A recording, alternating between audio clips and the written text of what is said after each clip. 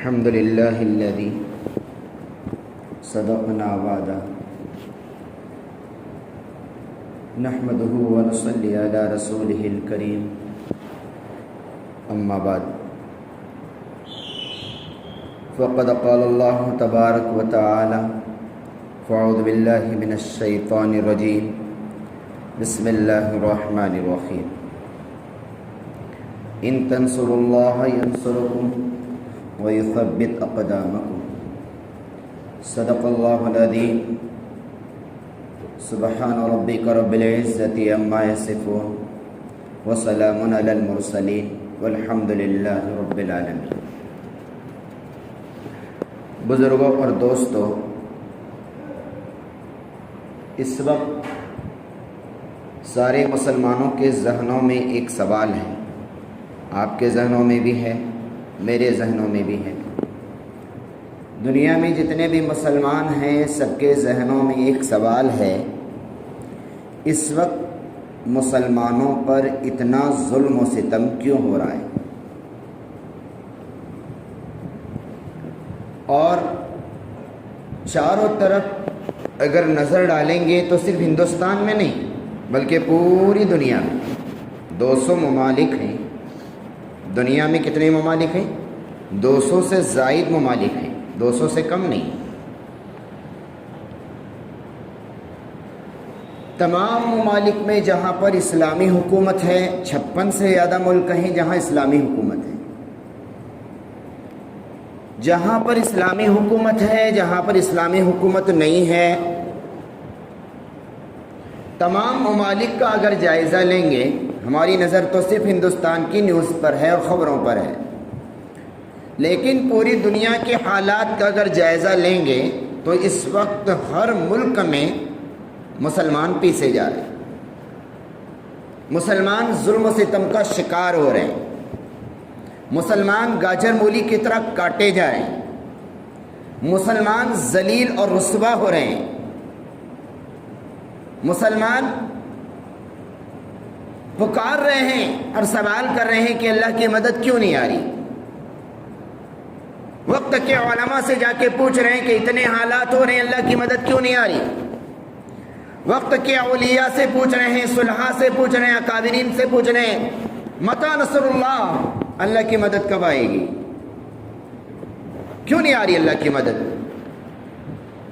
اتنی چیخ و پکار، اتنا مسلمانوں کو ظلم و ستم اللہ تعالیٰ دیکھ رہے ہیں اور اللہ تبارک و تعالیٰ کی طرف سے کوئی کارروائی نہیں ہو رہی ہے۔ سوال ہے نا آپ لوگوں کے ذہن میں؟ فلسطین کے اندر روزانہ لاشیں گر رہی ہیں، اسرائیل فلسطین کے پر دن بدن قبضہ کرتا جا رہا ہے اور مسجد اقصی کو منہدم کرنے کی تدبیریں اور ناکام کوششیں چل رہی ہیں۔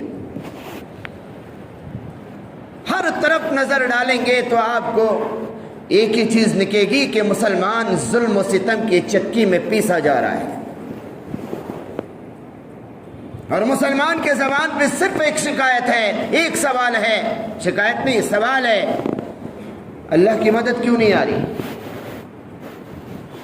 میں آج آپ کے سامنے 17 اسباب بتاؤں گا جن کی وجہ سے اللہ کی مدد نہیں آ رہی۔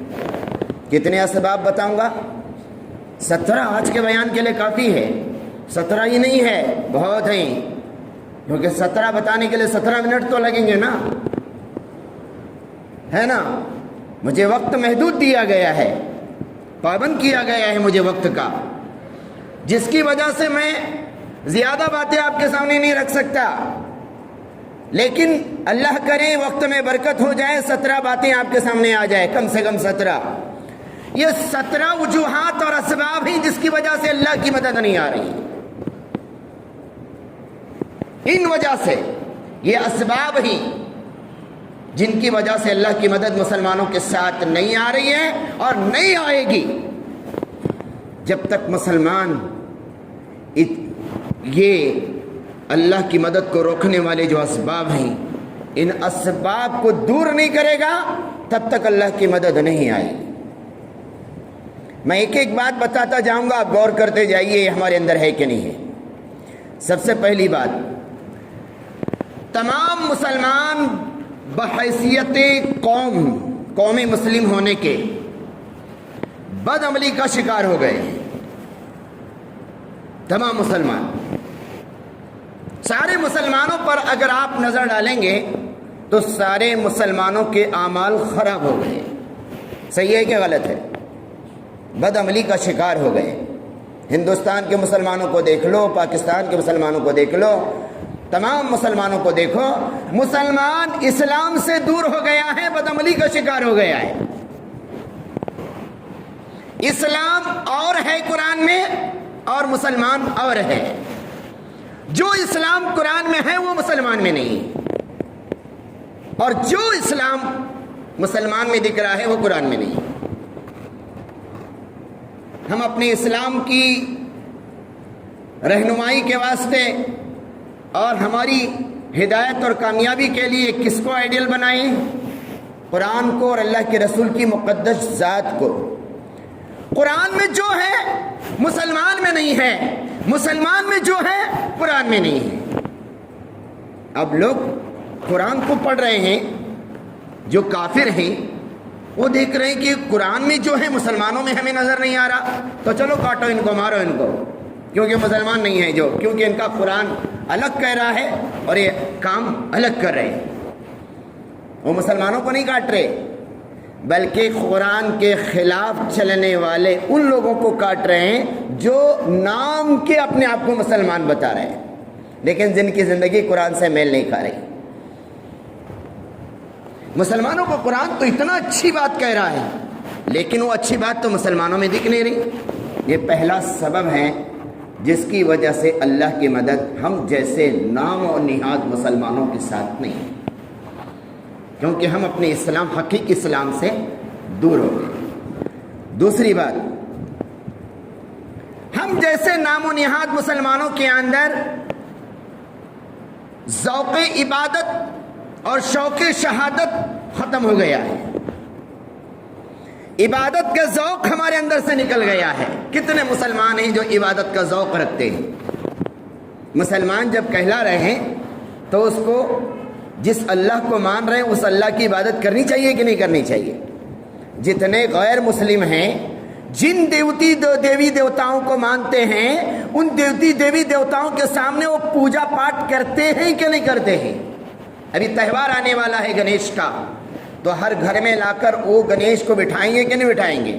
غریب آدمی بھی ہے تو سودی قرضہ لے کر لائے گا پیسے، اور اس کے لیے جتنے بھی خرچے پانی ہیں سب برداشت کر کے لا کے اس کی پوجا کرے گا، کوئی 3 دن، کوئی 7 دن، کوئی 9 دن، کوئی 11 دن۔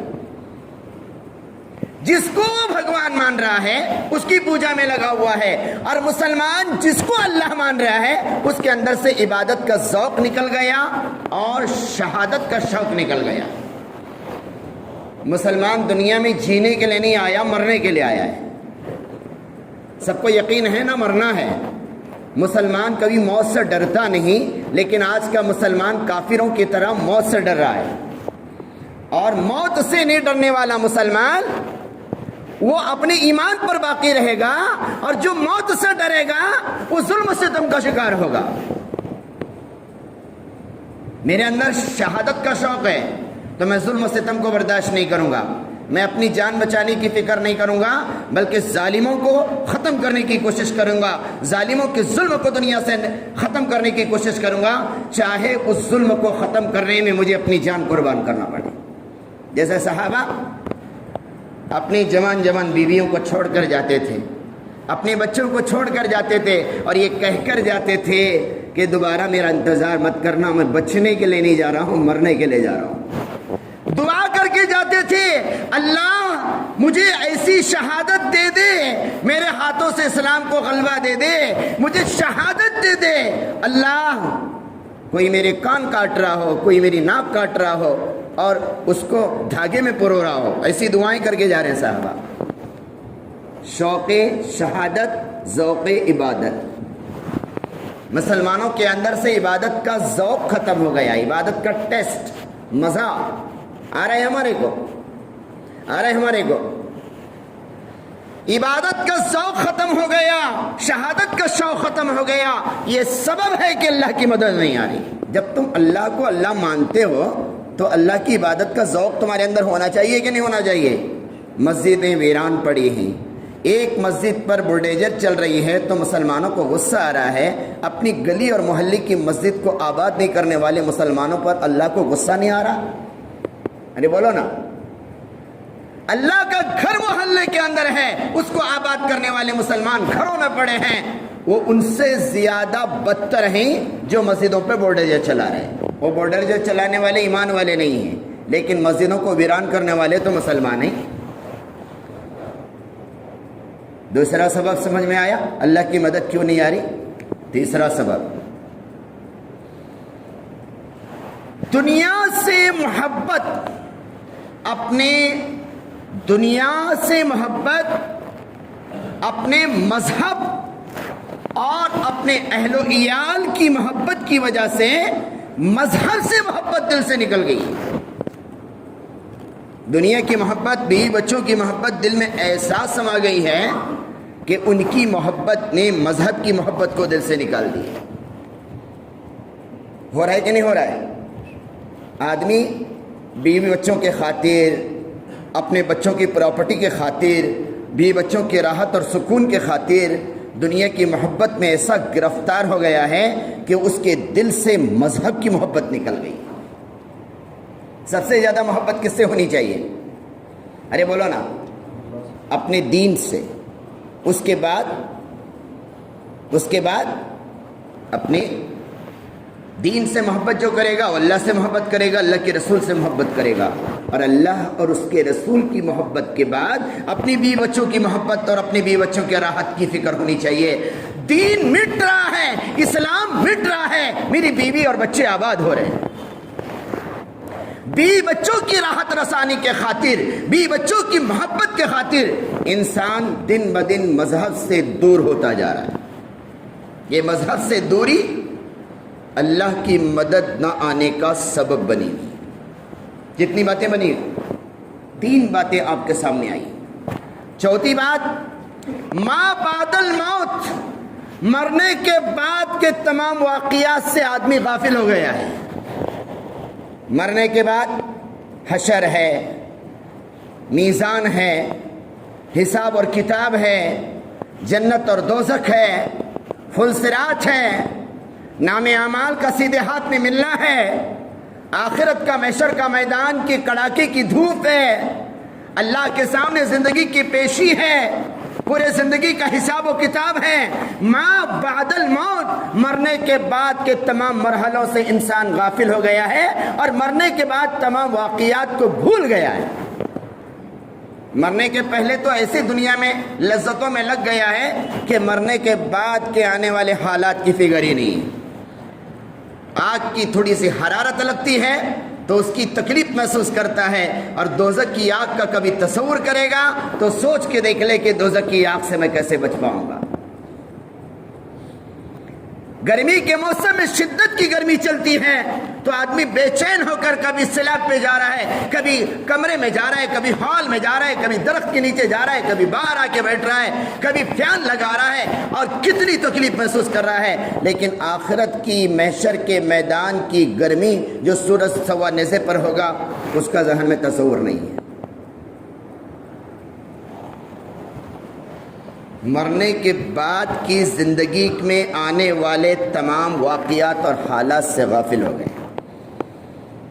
یہ چوتھا سبب ہے جو اللہ کی مدد ہمارے اوپر نہیں آ رہی۔ سوال کیا کیا تھا میں نے؟ اللہ کی مدد مسلمانوں کے ساتھ اس وقت کیوں نہیں آ رہی؟ ہر مسلمان کے دماغ میں سوال گھوم رہا ہے۔ اتنا مسلمان ظلم و ستم کا شکار ہوا اور ظلم و ستم کی چکی میں پیسا جا رہا ہے، پھر مسلمانوں کے ساتھ اللہ کی مدد کیوں نہیں آ رہی؟ میں نے آپ سے وعدہ کیا 17 باتیں میں آپ کو بتاؤں گا جس کی وجہ سے اللہ کی مدد نہیں آ رہی، ان میں سے 4 باتیں میں نے آپ کو بتائی۔ 5ویں بات، اللہ کی مدد کیوں نہیں آ رہی؟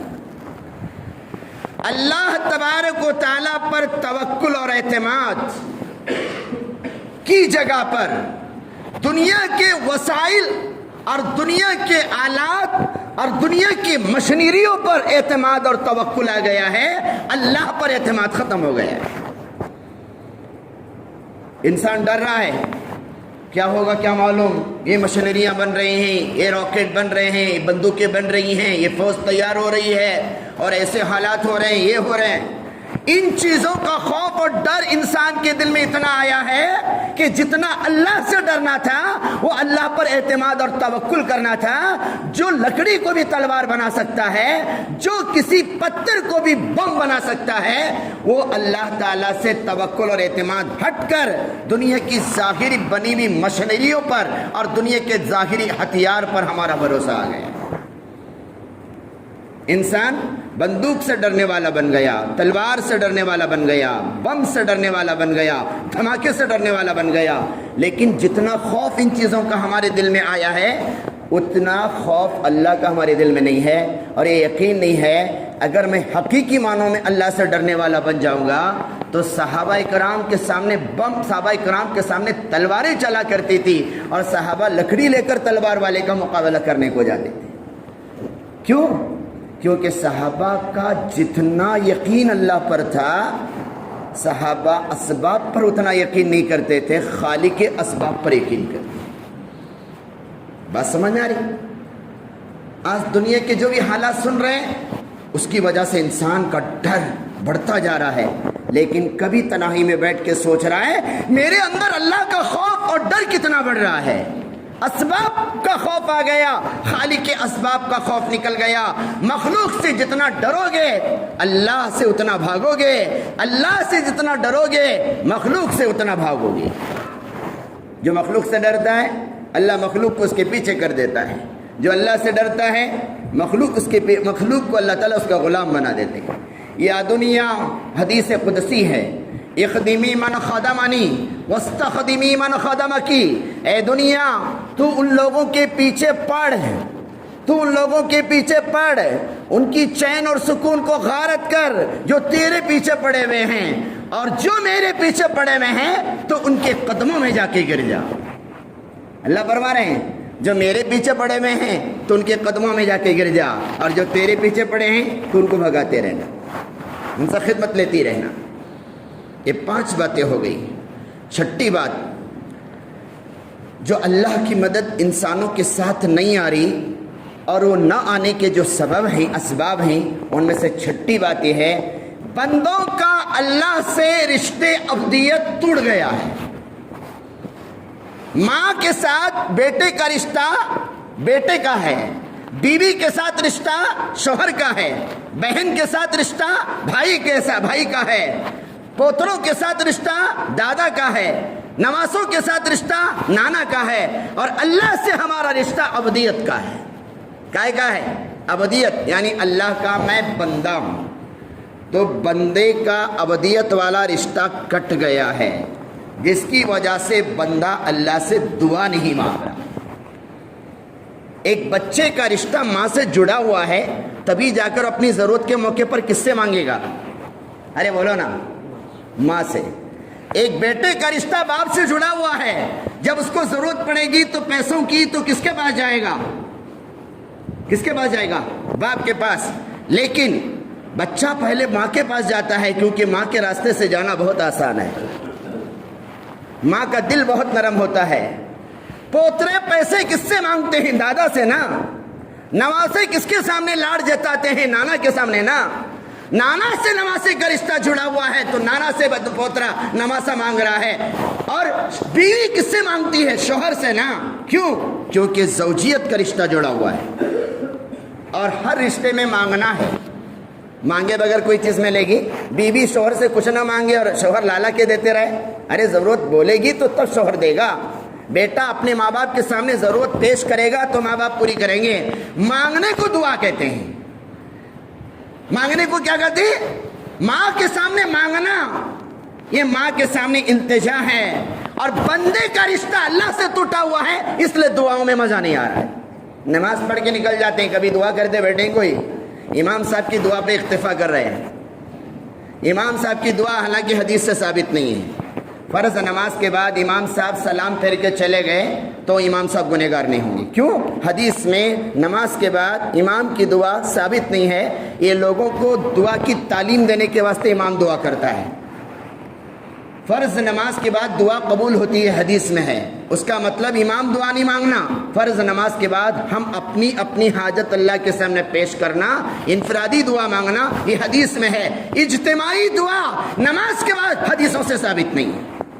اب سوال پیدا ہوتا ہے بھی مسجدوں میں امام دعا کیوں مانگ رہے ہیں؟ نہیں مانگے تو تم امام کی دوسرے دن چھٹی کر دیں. تمہاری دعا کی عادت ڈالنے کے واسطے امام دعا کر رہا ہے، حالانکہ حقیقی دعا نہیں ہے. حقیقی دعا تو انفرادی دعا ہے. حقیقی دعا تو میرا پرسنل معاملہ ہے. مجھے فرض کے بعد اللہ کا وعدہ ہے کہ فرض کے بعد دعا قبول کرتا ہوں. امام صاحب جنرل دعا مانگ رہے ہیں. اب جنرل دعا میں آمین کہہ رہا ہوں. میرا کچھ پرسنل معاملہ ہے، گھر کے مسئلے چلے ہوئے ہیں، بیوی کا مسئلہ چلا ہوا ہے، پرسنل معاملہ ہے. اور وہ قبولیت کا وقت کون سا ہے؟ فرض نماز کے بعد ہے. اب فرض نماز کے بعد امام صاحب دعا مانگ رہے ہیں اور مجھے پرسنل دعا کرنے کا ٹائم ہی نہیں مل رہا. میں نفل کے بعد دعا کر رہا ہوں اور نفل کے بعد دعا کے پر اتنا وعدہ نہیں ہے جو فرض کے بعد دعا کا وعدہ ہے. تو ہم گولڈن وقت چھکا لے رہے ہیں. چھکا لے رہے ہیں کہ نہیں چھکا لے رہے؟ اس وقت میری پرسنل معاملے اللہ کے سامنے رکھنا تھا. ایک ہوتی ہے پرائیویٹ میٹنگ، ایک ہوتی ہے جنرل میٹنگ. جنرل میٹنگ کے اندر ہر آدمی کو اپنے پرسنل بات رکھنے کا موقع نہیں ملتا. پرائیویٹ میٹنگ کے اندر ہر آدمی اپنا معاملہ اللہ کے اپنے اس کے سامنے رکھ سکتا ہے. تو یہ دعا بھی جو ہے پرائیویٹ میٹنگ ہے اور بندہ اس کو جنرل میٹنگ میں لایا ہے. کتنی باتیں ہو گئی؟ 6 باتیں ہو گئی. 7ویں بات، کفر و شرک، بدکاری، شراب، ڈکیتی، سود، حرام خوری، ظلم و تشدد کے دلدل میں مسلمان پڑا ہوا ہے. مسلمان ہو کر کفر والے کام کر رہا ہے، مسلمان ہو کر شرک والے کام کر رہا ہے. شراب، جوا، مٹکا، نشہ اور انجیکشن کے ذریعے سے نشہ، گٹکے اسٹار کے ذریعے سے نشہ، شراب کے ذریعے سے نشہ، ڈکیتی، سود، حرام کاری، بدکاری، ظلم و ستم، تشدد میں مسلمان گرفتار ہے. تو بتاؤ اللہ تبارک و تعالیٰ ایسے لوگوں کی مدد کریں گے؟ جن کو اوصاف حمیدہ کے ساتھ چلنا تھا وہ اوصاف رذیلہ کے ساتھ چلے ہوئے. سود تو مسلمانوں کے گھر میں عام ہو گیا ہے اور سرکار نے سود کی سزا میں فرمایا آخری بات، جو آدمی 1 روپیہ سود کا کھاتا ہے اپنی سگی ماں سے زنا کرنے کے برابر ہے. اللہ کے رسول نے فرمایا اپنی ماں سے زنا کرنا کتنا بڑا. یہ سنتے ہی آپ کہنے لگے نا لیکن سود کھا رہے ہیں، اس سے بدتر ہے. 1 سود کا روپیہ اپنی سگی ماں سے 70 مرتبہ زنا کرنے کے برابر ہے.